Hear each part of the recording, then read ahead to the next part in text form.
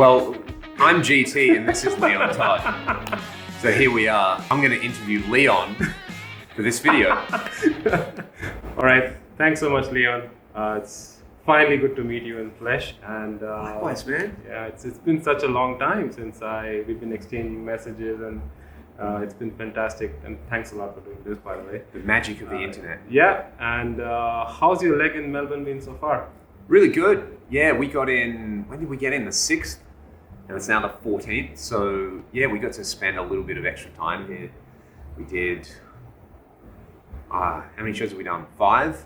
Yep. And we had some extra stuff around it, some extracurricular things that we did with a songwriting client of mine. So yeah, we got up to Sydney on Thursday night as well. So it's been a very productive trip, and the shows have been great and the people have been even better. Outside of that, you've just demoed the FM3 for us, which is a fantastic unit, as I just saw. It's really nice. If I got it right, you got the unit just the day before you left for the tour? Yeah, so we left the tour on Friday morning. On Thursday morning, we had a rehearsal at 11 o'clock, and it came I unboxed it at about 10 in the morning. Wow. So the nice thing is, because you can convert presets between the XFX3 and the FM3, I just converted my main preset and I shot a little video, and then we got on the plane and we did the run of shows, and it's been great. And that's sort of a testament to how stable the unit is, because I'm not sure if you're traveling with a backup unit or anything like that, right? I have a tiny little Moore micro preamp as I call it break glass in case of emergency. Most of the places we're playing have backline amps, so that's always kind of part of my fallback strategy as well. If worst case happens, I usually have like a DSL or a Hot Rod Deluxe or something that's gonna be fine, you know. But yeah, it's been super solid and it does everything that I want it to do, and it sounded great. So if I want to ask you, what's one of the most favorite things about the FM3 as such so far? So aside from the fact that it sounds like the XFX and it's really small and I can carry it on, there's a new feature in there called Views, which is really, really powerful to go with the layout. So we showed off a little bit of that today. Yeah. And got some clips of you playing. Oh, there you go. Put that up as well. Awesome. Hopefully the audio is going to be nice, because this is such amazing. Yeah, the audio is really good, but loud enough for the camera, I'm pretty sure. Yeah. Let's hope exactly. it doesn't clips. So in terms of features from the FM3 compared to the XFX3, of course, you mentioned a couple of things that are not really present, like I think you mentioned about the USB input or something like that. So it's still a USB interface. It's just instances of blocks. Like there are less of certain things that you can do at the same time. So for most of my presets, they're pretty straightforward, and Scenes takes care of all of that. But it's like all the stuff you love, and there's like maybe 1 or 2 little things that there's fewer instances of, like the pitch block and the multitap block. They're all still there.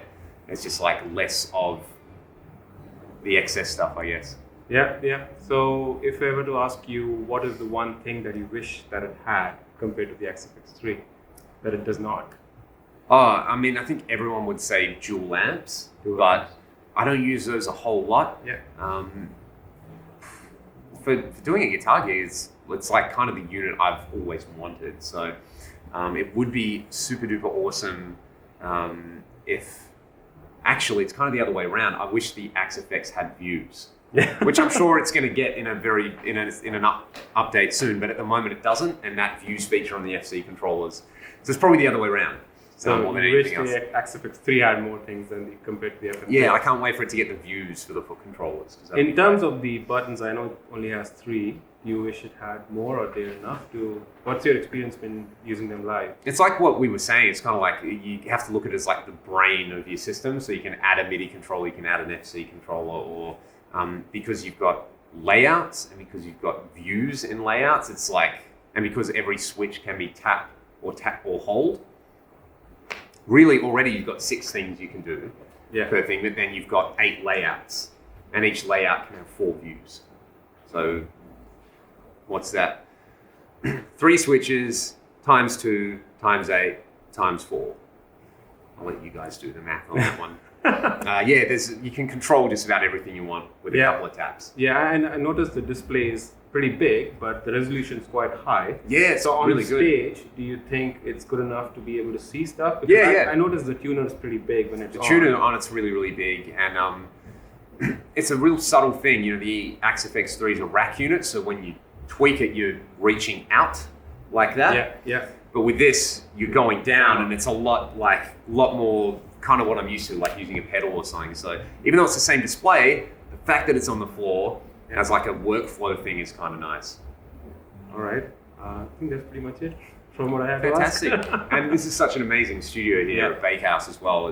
We had a really good clinic, and hopefully I didn't bore people too much. No, it was awesome. One last question for you. Yes. For anybody who's starting out on YouTube, what's your recommendation? I know there's a bunch of guitar channels out there. There are thousands of great guitar players and thousands of people reviewing gears as well, like you do.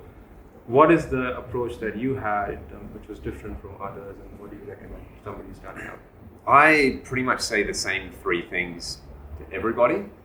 You have to really, really like what you're doing, and not focus too much on like the analytics side of stuff. Like, don't worry about how fast your channel's growing or anything.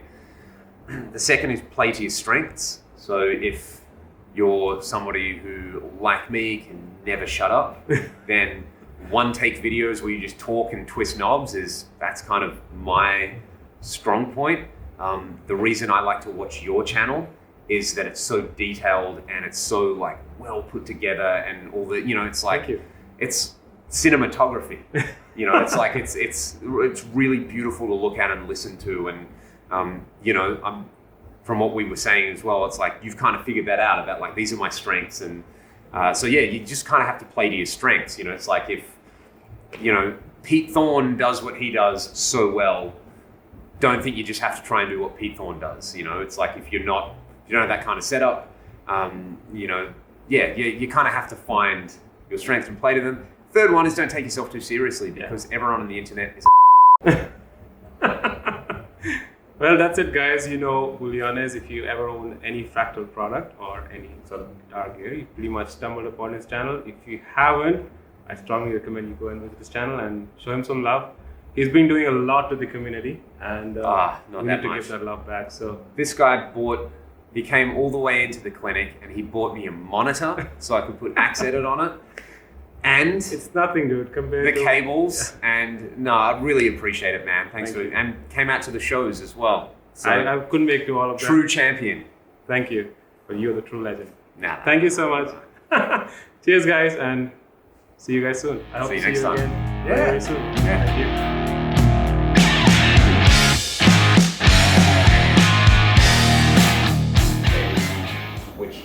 Turn the unit on, you plug it on to check that it works. That's the first sound. And there's a couple of different scenes on here. So that's crunch. Dirty version of that.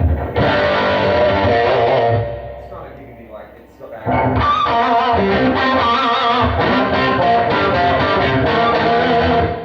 Apparently it's some more drive.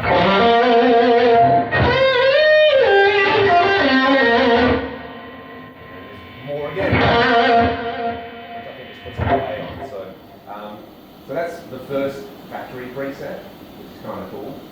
And I think the next one's a 65 bass guy.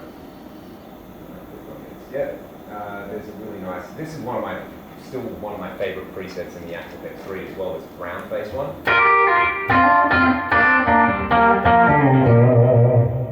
So to answer your question, what you could do is just plug it in and navigate it until you see an amp that you recognize. So. This isn't the world's sparkliest guitar as well, so.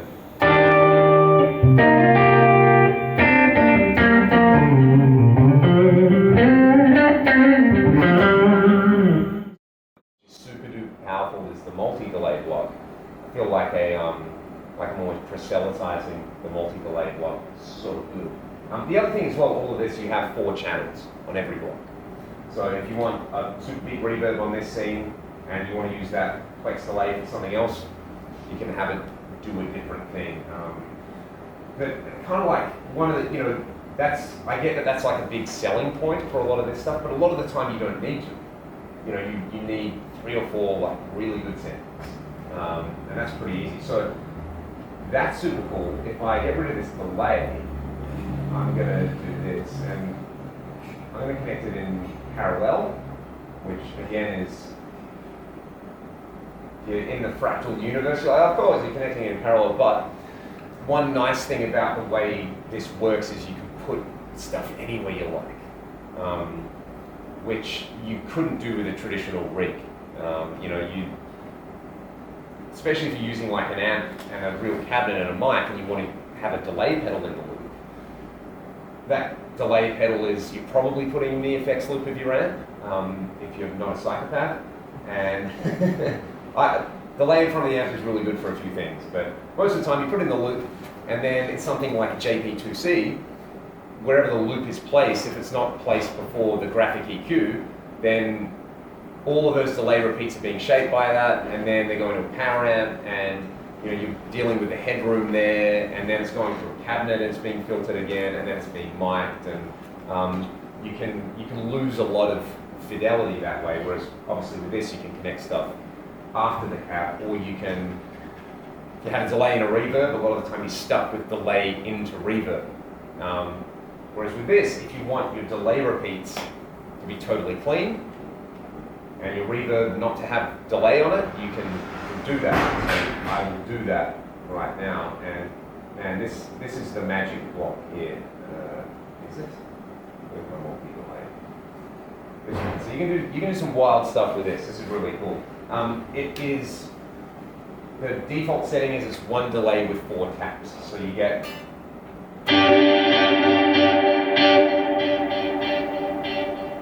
So bounces around, and you can pan any of those delays any way you like. You can have them, set up anything. But what I like to do is, I like that dual delay thing.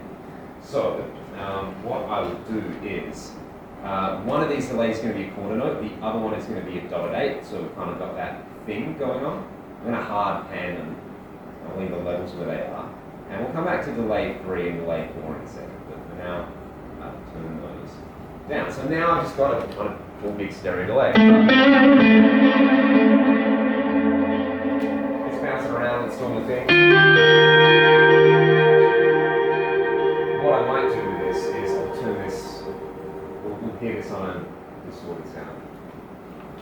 Distortion is life. So, let's see. Where am I?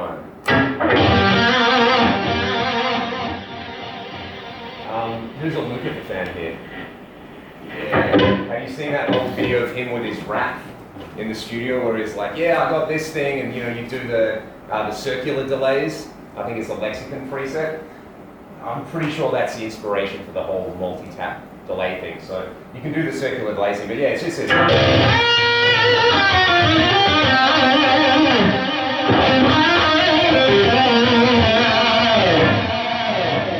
So you have absolute overkill if you want it, but what's really cool about that is, a really kind of classic lead thing would be a delay in a chorus, right?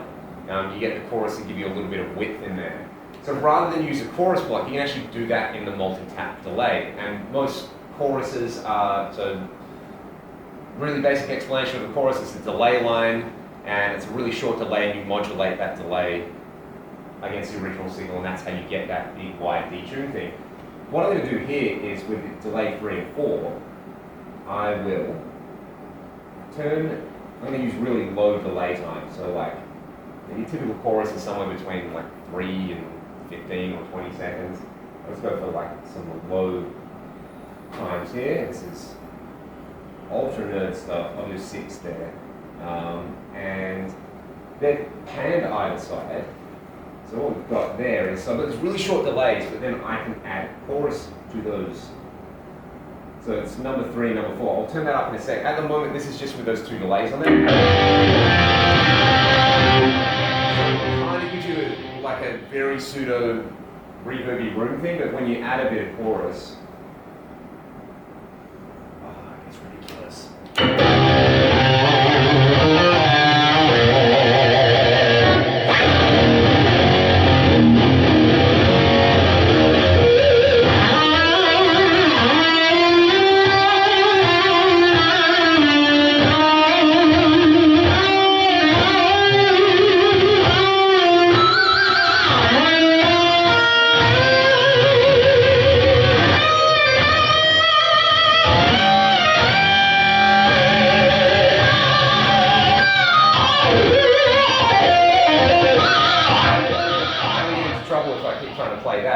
that's the really nice thing about that multi-tap delay.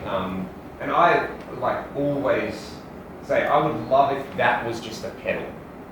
Fractal came out with just a little, 2 or 3 button pedal that just had the multi-tap, and another one which just had that Plex delay, because the Plex delay, they would do everything you ever needed them to do, essentially, out of the block. So you do have the kind of, what I like to call the vanilla stuff, in there you've got reverbs, you've got delays, it all kind of sounds the way you would expect, but once you spend a little bit of time with it, you've got this stuff in here, and this is why I love this thing, because this is, you create your own custom chorus delay schmo machine in there, and it really is, it's so, there's other delay modes in there which let you put ring modulators on the delay lines and filters and, or the old Eventide band delays thing, and it's all in there.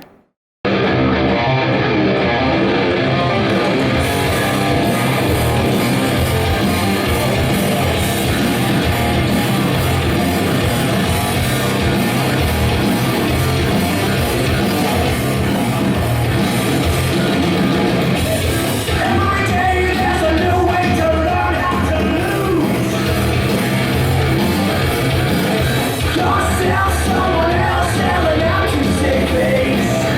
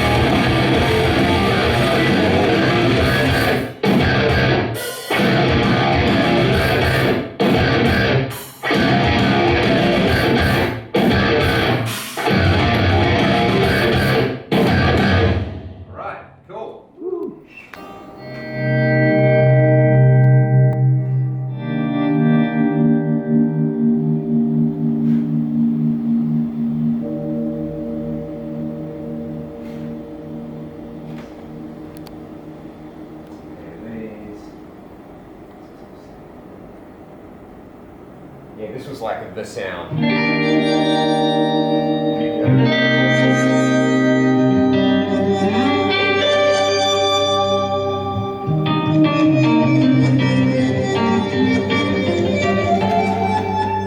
That's like the Eventide style crystals thing. I'm just going to tune up really quickly.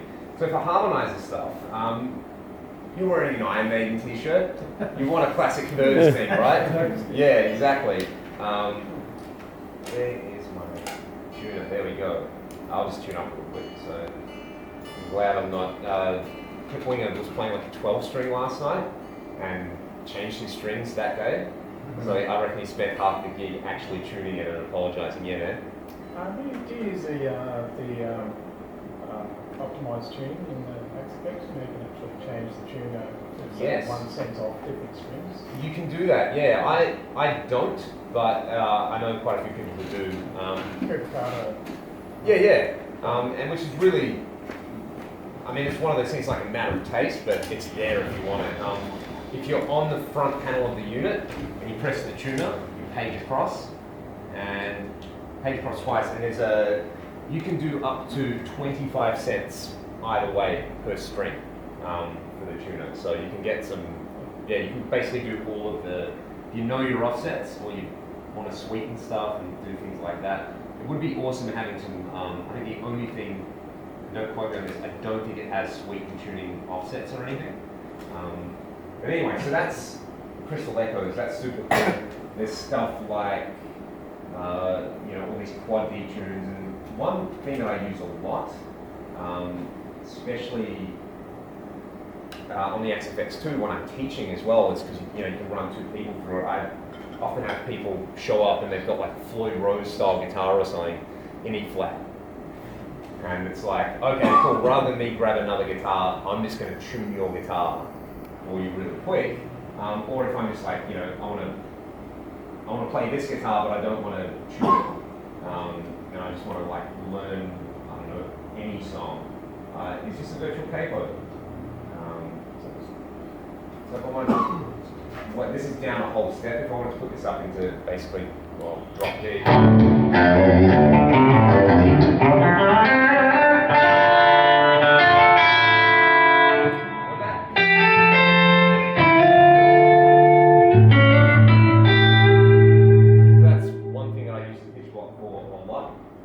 With the harmonizer, one cool thing to do is to put that between the amp and the cab. It just kind of sounds a bit more togethery, whatever that means.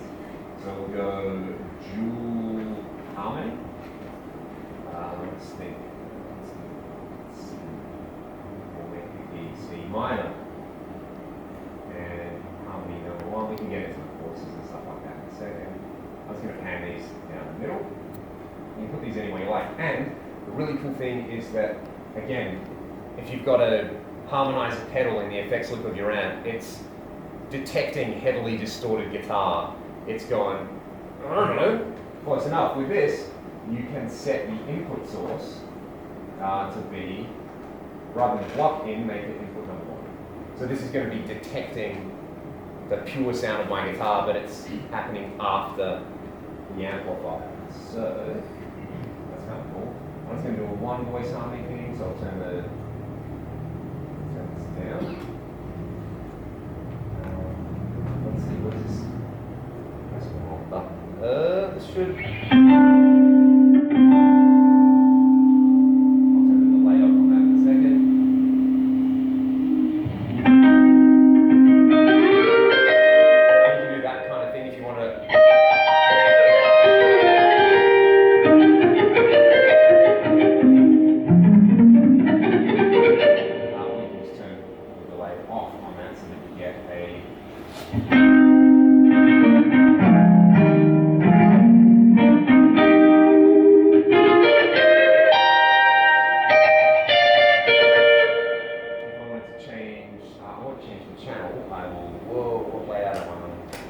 I'm back, cool. So I wanted to go over to a distorted thing. One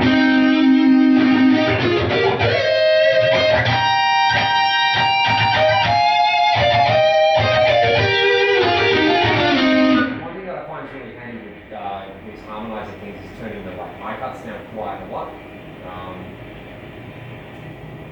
Go down there, just so it's good. It's like, you know, you want your primary guitar sound to a little less glitchy and a little more. I'll probably even bring it down. Bring the cuts up a little more, kind of go extreme with it, so it's more a kind of sweetener than anything else. Coughing inside.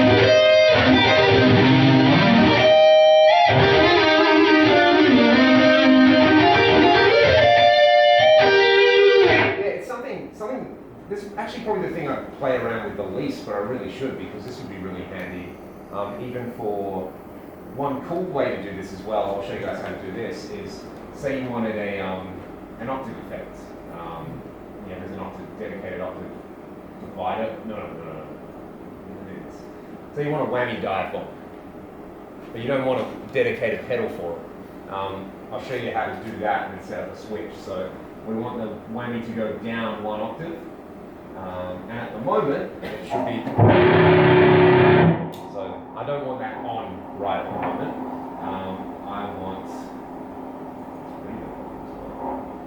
what we'll do is, I'm going to assign this as like a control switch, which I'll do right here. So, this switch is going to turn the block on and off, and the way I'll set this up, thinking out loud, yeah. Now what I'm going to do is I'm going to assign this control switch to a button right here. So I'll do that, and I'll make it auto engage too, so I don't have to worry about kind of.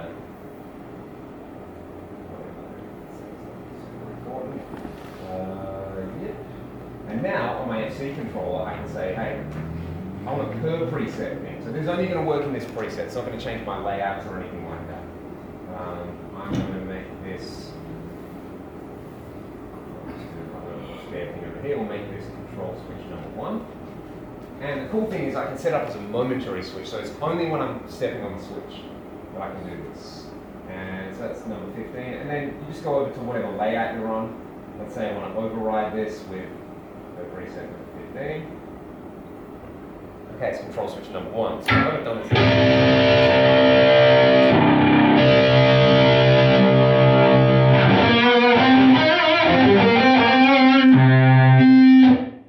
I don't know what I've done. Genius at work. Oh, that's why.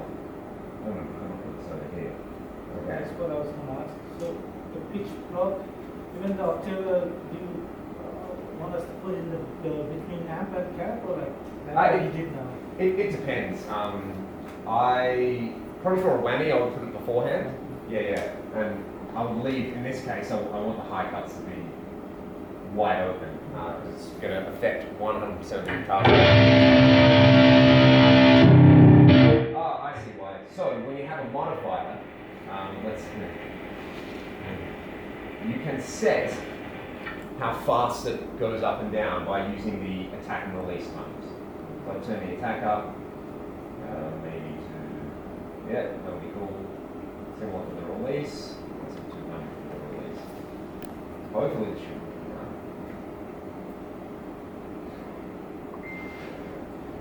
So, there you go. That's it.